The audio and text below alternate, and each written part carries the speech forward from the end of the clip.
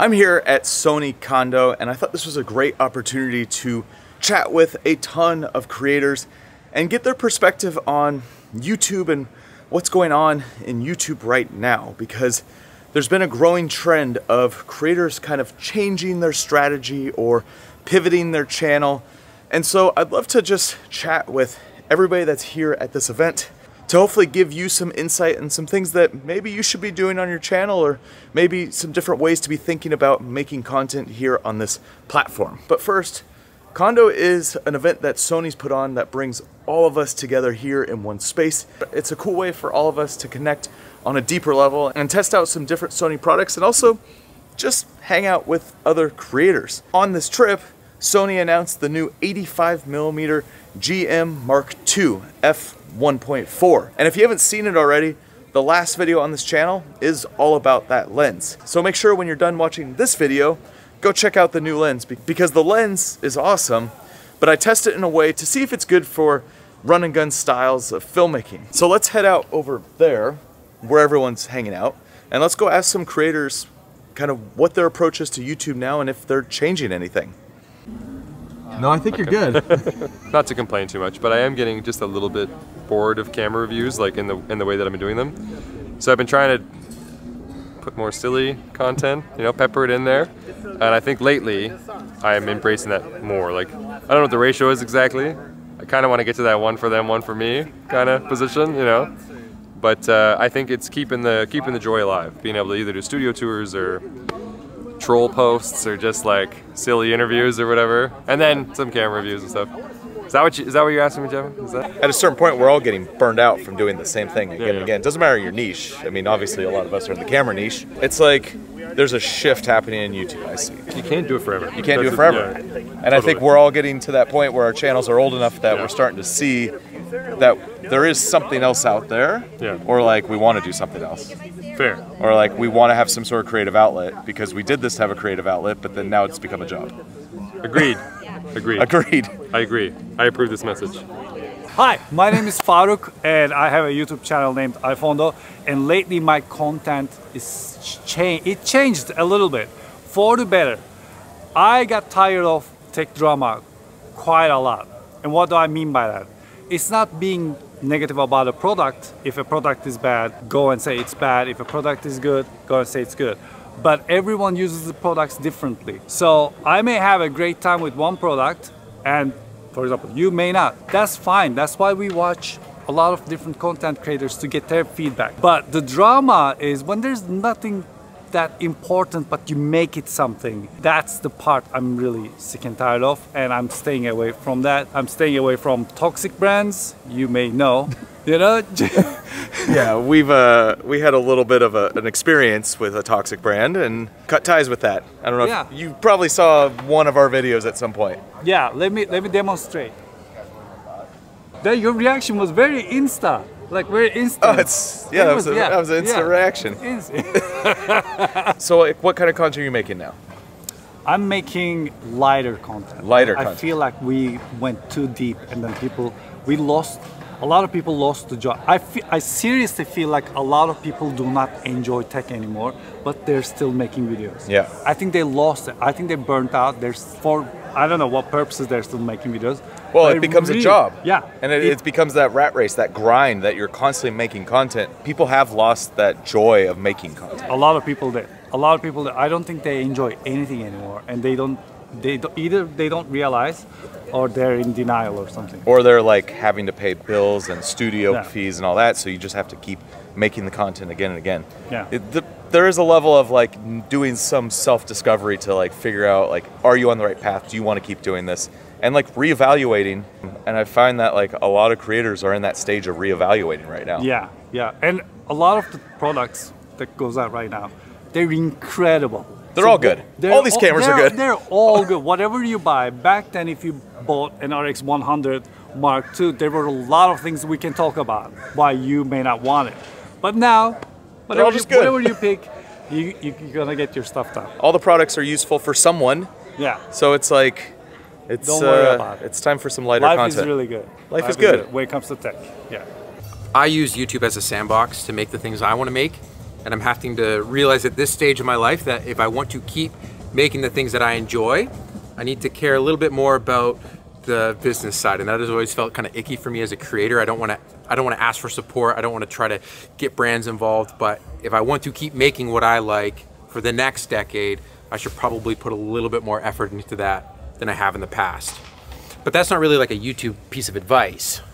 That's not really great for YouTubers. I think it is, because I think to a degree, like, YouTubers are looking for, like, how do you approach this whole game of YouTube, and, like, some people go head first into just the business side, get super burned out. Some people go head first into the creative side, but then, like, you have to make a living. And it takes a lot of time. And so, I've prevented myself from taking the business side into my personal stuff because I think that I've just had conflicts about that internally. I'm like, oh, I don't want to turn it into monetization. But what I have to realize is that money helps you make more things. So I could have been making more things that I like, and the stresses around finding time and space could be solved if I worked with companies that I actually connect with and help me make more. So I wish I had put more effort into that, because I think in the long run, it wouldn't have made my making worse, it would have made it better. Yeah, so it's having that kind of mindset where you got to think about the business, because if you're not doing the business side on YouTube, you're going to have to make money another way, which is going to be taking time away from the creative. So if there's a way to merge the two worlds, I feel like that's kind of the best combination. And if you go too far one way or the other, you'll get burned out, or you'll kind of get stressed out having to do other stuff. Which, to be clear, YouTube as a hobby is an amazing hobby. Like, it's such a cool outlet. It's YouTube, like people sharing their insights and their perspective. I love that about YouTube. You do not have to make money with it. You do not. But if you want to make more, and you now have a family and kids and stuff, and life's got busy, you can't just do it for free anymore. A lot of us have kids and families now. It's changing. What growing up looks like. It's crazy. A lot of us have been on this platform. This guy's over 10 years. I'm coming up on 10. Kitty, how long have you been on YouTube now? 8. 8?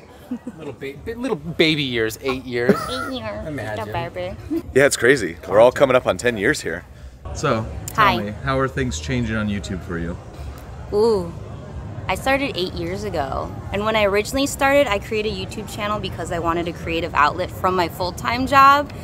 And it's become, like, now my YouTube is my full-time job, so I started another YouTube channel to have a creative outlet from my original creative outlet. So, like, you're looking to be able to, like, express your creativity more on YouTube? When I originally started YouTube, I had zero expectations. I didn't know it was going to be a job and have brand sponsorships. So when that took over and I felt overwhelmed and burnt out, I started my second channel, which is completely different from my first channel. So I'm camping and creating dresses and just doing all these different hobbies that I don't have to worry about the algorithm or if people are going to watch it or not. I could just express myself and do little video journals, and yeah, it's less pressure. I think you need a balance between work creativity and also passion project creativity. So I mean, I started with long form. Most people think of me as the shorts guy, which can actually be a little bit of a disadvantage.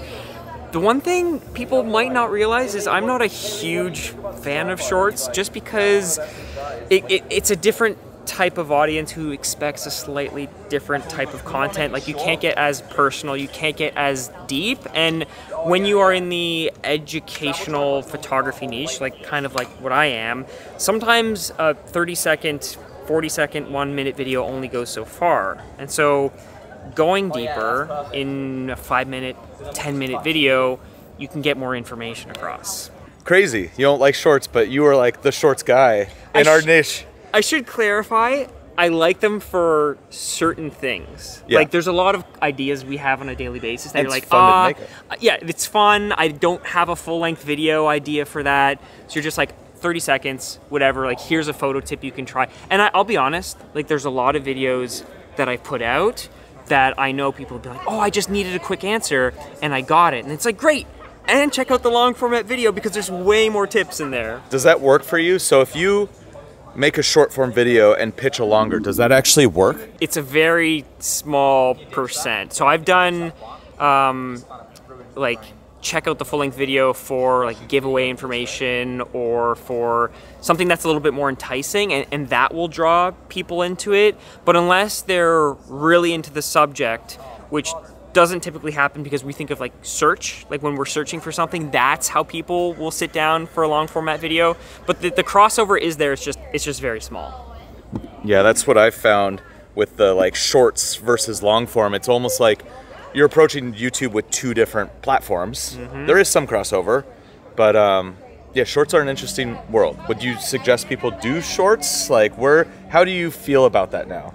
I think people should, like, absolutely do it, because the analogy I like to use, it's like, let's say you owned a restaurant. The fine dining restaurant is the YouTube long form, but then you also want to let people know about your brand. Well, there's like the food truck outside. Now that might also carry a negative connotation where it's like, well, why, if I can get the fast food, why would I ever go to the long format video? But sometimes you do need like that low barrier to entry 30-second thing to convince people to watch the long format. So definitely do shorts. Okay, cool. So YouTube for me is a little bit different. I think when I started, it was more of committing to X amount of days per week, but now I kind of commit to packages of videos. So for example, if I wanted to start a series on a particular camera or a series on a particular technique, whatever amount of videos that is in that package, that's what I would execute on, rather than saying like I have to really commit to 2 videos a week or 8 videos a month or whatever the case is. And it makes things easier, so that way when you want to chill, you chill, and when you don't,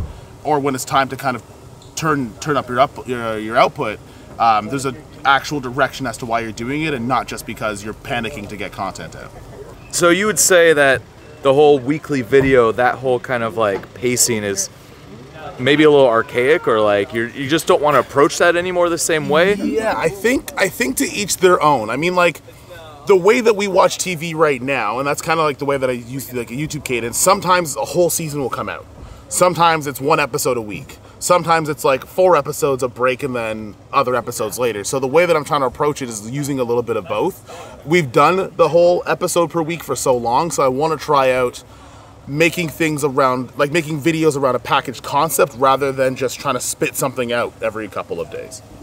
Yeah, I mean, I personally love that. The whole idea of like packaging things together versus like, and like having like some sort of direction where it's not just like a random video just because you need to get content out. It's like having a reason to what you're doing and packaging it in a way where maybe it is a little mini-series. Yeah. And it gives planning a lot easier, right? Like if you want to do a 10 video series on a particular concept, or 5 or whatever the case is, you know that when you're done those 5 or 10 videos, you're done. You can take a break, you can go on vacation, you can enjoy your family and still have the life part that you're fighting for as to being a content creator, where the other way is a little bit more stressful.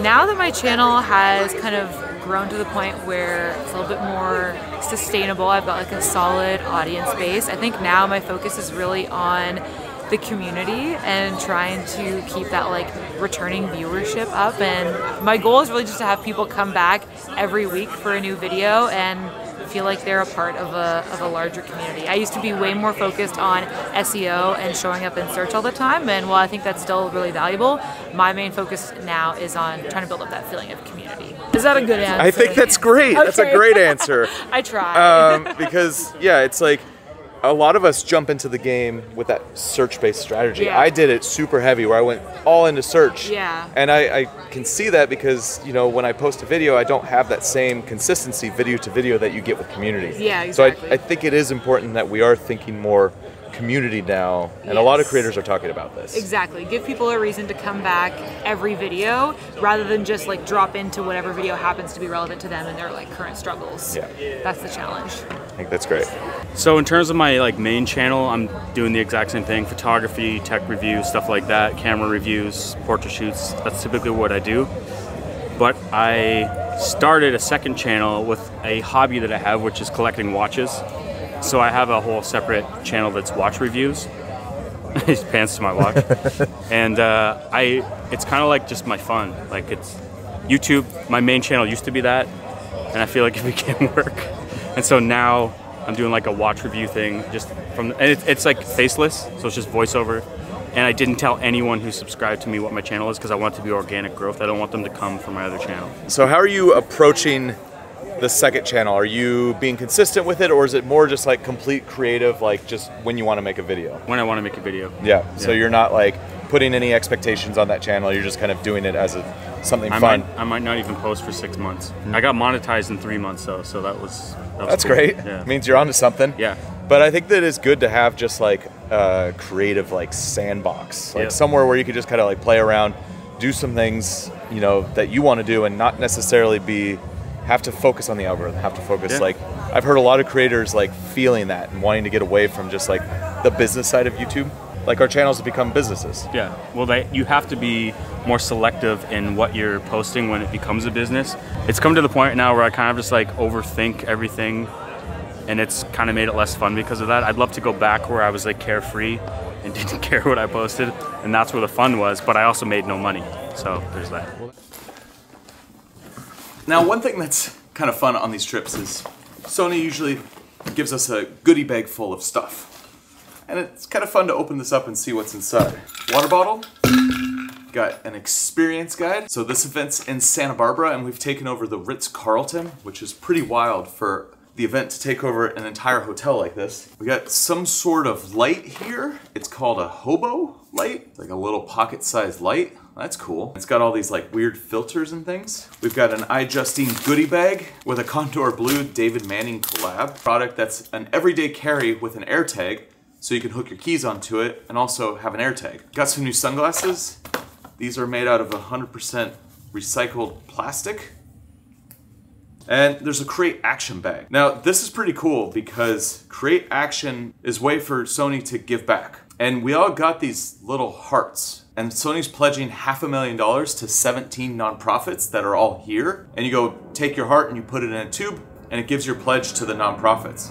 And one thing that's pretty big on this trip is that we made a big announcement. So I've been working with my buddy Jake over the last couple of years on his nonprofit called SOWN, which basically is a nonprofit where we give away films for free to other nonprofits that need them. And at this event, we announced that I'm taking on a bigger role with SOWN, and I'm gonna be working to be able to take filmmakers, send them around the world, and also bring on creators to start shooting behind the scenes and vlogs around the whole process of making these films, because the film itself is a super important piece, and it's something that the nonprofit can use to generate funding. However, creating more content around what we're doing helps expand SOWN, helps reach more people, especially in this community here, people that are interested in filmmaking and adventure and travel, and ultimately at the end of the day, just getting more eyeballs on the organizations that we're working with. And so I did a panel here at Kando with Jake, talking about SOWN and what we're doing and how we're trying to get more filmmakers and creators involved. All right, so enough about that. Let's jump back in and chat with some other creators about their YouTube strategy and what they're doing on YouTube and all of that. Sidney, are you approaching your channel differently right now? I am. I'm having more fun, first of all. Instead of like waiting for the brands to tell me what to do, I'm kind of planning my own trips ahead of time, and then I'm inviting brands if they want to join my adventure. But also, like, I'm kind of doing maybe a video about camera gear, and then another video for me, another video for camera gear, another video about me. You know what I mean? Because YouTube, you gotta be selfish a little bit and make something for yourself. And I want videos to look back on because, I don't know, it's my channel and my life. So that's what I'm doing. So you're kind of following the one for me, one for you method. Yeah, and I have a secret gaming channel that nobody knows about. What? Gaming? That's right. That's fun. It is fun. You're doing 2 channels? Are you being consistent on both? Well, I haven't started. I mean, I have 3 videos ready to go for the gaming channel, but you know, I play Call of Duty all the time. So yeah, secret channel. Something creative, a little bit different. A little different, something Take fun. your mindset somewhere else. What's your favorite Call of Duty? Yeah, zombies. Zombies. Ooh, zombies are good. Yeah. Don't tell anybody, but it's a Call of Duty Zombies gaming channel. I've been focusing more on things that will help people learn something over time, meaning not something that's just trending now, but something that is timeless and helps people overall. So it's kind of what I've been focusing on and trying to find that balance a little bit in that. So like, what were you doing before, and kind of like, why do you want to change and transition a little bit? I think before it's like, I always had the tutorials, but the reason I'm doing more of that, of just like very focused learning around something, just because how YouTube changed, I think I'm more interested in people who actually want to learn something rather than people who just want to get entertained for a few minutes. Not that there is anything wrong with entertainment, but I prefer that audience in a way. Yeah, you're just changing the people that you're targeting with the kind of content you're producing. And yeah, there's no right or wrong way to do it. And I think that's a big thing. Yeah, it's interesting. Everyone is kind of approaching their channels a little bit differently now. Some people are going more the other way, where they want to go more entertainment and they want to swing broader. So you're trying to just like focus in a little bit more and just create content for people who are trying to learn something. I think that's also why everyone watches YouTube, at least in the photography industry. You want to be entertained. I don't think so. I think it's more like you want to get inspired or you want to learn something, and that's usually what draws me to a video. I'm like, oh, maybe I'm gonna learn something new. And so if I can have a little bit of those timeless videos that need to be redone in a way, because just because you talked about that subject 4 years ago doesn't mean it's not still relevant. Let's talk about autofocus, right? It's still relevant in 2024, that you talked about in 2018. Well, let's talk about it again. And so I'm trying to focus on that, redo some of those core videos, update, and sprinkle a little bit of just shooting also BTS, but just trying to see whatever sticks to the wall. And whatever connects me with the audience that I also want to interact with. I don't usually try to chase trends. I have found in the past when I'm trying to work the algorithm or chase trends, I don't end up doing content that I love. So I try to block all of that out and just think about what do I want to create, what do I think my audience would like to see, and I try to focus less on, you know, getting all the views or for getting things to go viral. So I'm not really doing anything different except just trying to make what I love. If you're not going to do anything different, what is your approach to YouTube? YouTube has always been this incredible space where you get to find people who have similar interests to you. That's what drew me to it in the first place, is you can find a community of people who love the things that you love. So just continuing to share what I'm interested in at the moment. And sometimes that means pivoting to different topics, but just kind of following my heart, following my creative passion. And I know that other people who share those passions will show up. That's fun. Yeah. That's great. Yeah. Love it. It's stress-free. It's stress-free. Yeah. So you wouldn't niche yourself down in any one space. It's more of just you're following the things you're interested in. Yeah, I started in beauty and then I moved a little more into like lifestyle, maybe some minimalism stuff, and now I've done a lot of travel for a while. And I'm not going to travel forever. It'll probably shift into other things. Maybe I'll start renovating my house. We'll see. Like I'll figure out some other hobby and I'll share that or something. And so when you kind of change, like say you go from beauty to travel, do you see any change in your channel? Like in the audience?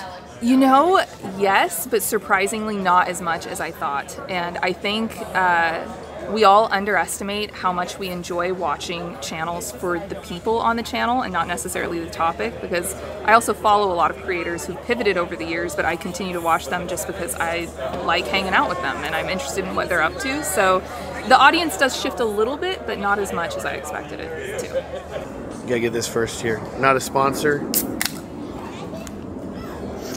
That's very warm actually. It's not refreshing at all. The channel's going good right now. Been consistent for years. Gonna continue being consistent for years. How long have you been doing YouTube? I uploaded my first YouTube video in 2006, but I wasn't that consistent for that long, no. Did not start being consistent until 2016, 2017, but as YouTube has continued to grow and become more popular and more people are embracing YouTube, I've found that it's really important to find your niche and dig even more into it, because there's so much broad content being made. You really do have to become more specific to really reach the people that you're trying to reach. And that's what I've been doing, and it's been working well for me. You know what's great is I'm filming this and the little box keeps going to the faces down here. But it's interesting that you say that, like to niche down even more, because there's a lot of creators that I've spoken to at this event who are going like the opposite direction, where they're like niching down to start, and now they're like, we need to go broad, wider. And so maybe I'm completely wrong, and I'm going to talk to you next year and be like, oh crap, that was completely bad advice. I'm not going to do that at all. But no, I think there's like, look, everything's a little bit different. And this is why there's no like right answer to YouTube and no right answer to all this, because you can become hyper focused and be the person for your niche. Like you are becoming the person for wedding filmmaker. And also my other life hack for you is whenever I don't know what to do, I just go to Jeven's YouTube channel, look at the videos he's uploaded recently, and I'm like, oh, I'll just make those. Cool. And just add 4 weddings. Yeah, at the end. Great. No, that's perfect. As soon as you've said that, I'm going to cut. Give me a second. I'm just going to set up. This is how we do it. all this, we've rented this 600mm lens, and we're not even going to shoot one photo with it. It's just going to be real and then instantly return it. Hey, I'm Chris Brockhurst, and I predominantly shoot YouTube and Instagram short form content.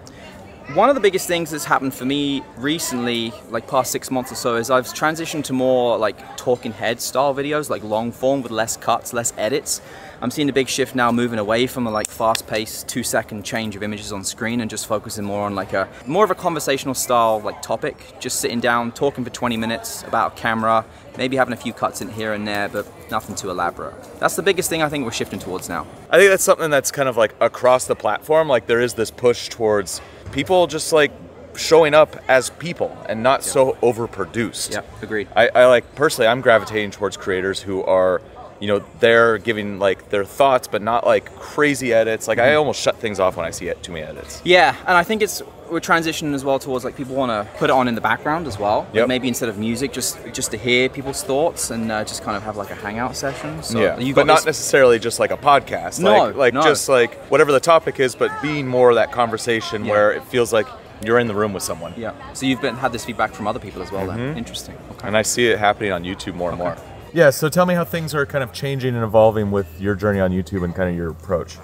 Yeah, so one of the things we've been talking about a lot in Kondo with different creators is actually getting, once a channel's gotten going, being able to try to get its focus a little broader. I think to start on YouTube, it's really important to niche down as much as possible because that's how you have to find like your core audience.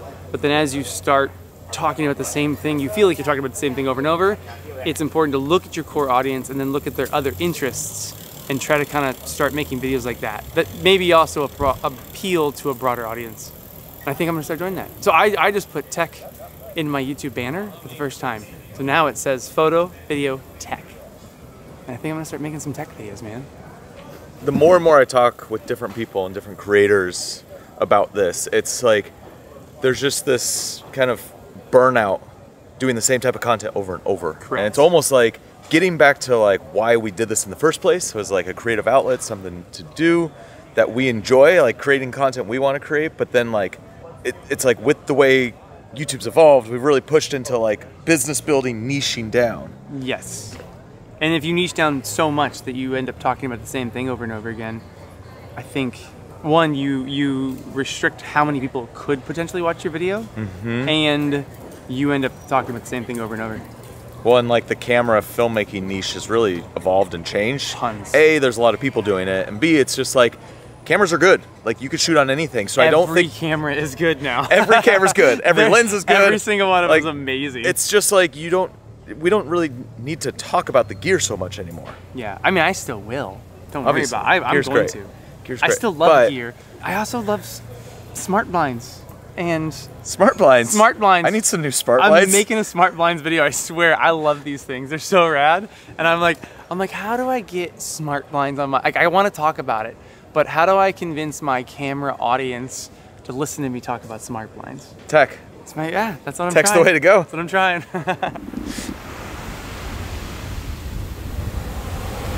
Well, hopefully the audio's good here because I'm talking into the waves, but it definitely seems like there is a shift happening on YouTube to a degree. Like there's a lot of creators who are wanting something a little bit different, a little bit more, maybe a little change, but also there is people that are going the other direction and just really honing in on exactly one specific niche and really just going deeper into it. I think the whole thing with YouTube is that there is no right way, and there's no like, this is the only way that you could do YouTube, but rather there's a bunch of different ways to approach making content. And at the end of the day, like the one thing that matters the most is figuring out what's most important for you. So like, what are your goals? What's your intention? Like, why are you making content? And then start working backwards. If it is something where you're trying to build a business, then being hyper niche and focusing in on one topic and figuring out some strategies to build a business around it might be the direction that you want to go. Whereas if you're someone who wants more of a creative outlet, then you wouldn't really want to be focusing on the algorithm, focusing on growth, but rather just making those videos that you want to make and not really worrying about a posting schedule or worrying about how much reach that specific video is getting. And what I find so interesting is about content creators who have been on the platform for years is that they do want to shift to a degree, kind of change what they're doing. And the beauty about YouTube, it can follow you as a creator. So as you change, as you pivot, you can put more effort into this thing, or you could step back from it, but it's still here and you're still going to have a core audience that's going to be interested in all of the kind of content that you've been wanting to produce. And I'm sure a lot of you have seen that over the last year, maybe even more, there's been a little bit of shift on my channel with the content that I'm producing, because I'm constantly thinking about what is it that I want to do, what is my goals with my channel, where do I want to push my content, and also what is the future. But there's also a lot of things going on behind the scenes and other things going on. And so I hope this video was helpful in just kind of giving you a look behind the scenes with a lot of the creators you see on the platform and kind of their thoughts about how to approach this whole thing that we're doing. And I'd love to hear from you down in the comments what you're thinking about how you're approaching your channel moving forward. But next, you should check out this video right here, which goes through the new 85mm that Sony just released here at Kondo. And I take it out on an adventure and shoot with it in a video way to really see if an 85mm is a good focal length for shooting video. So I'll see you over there.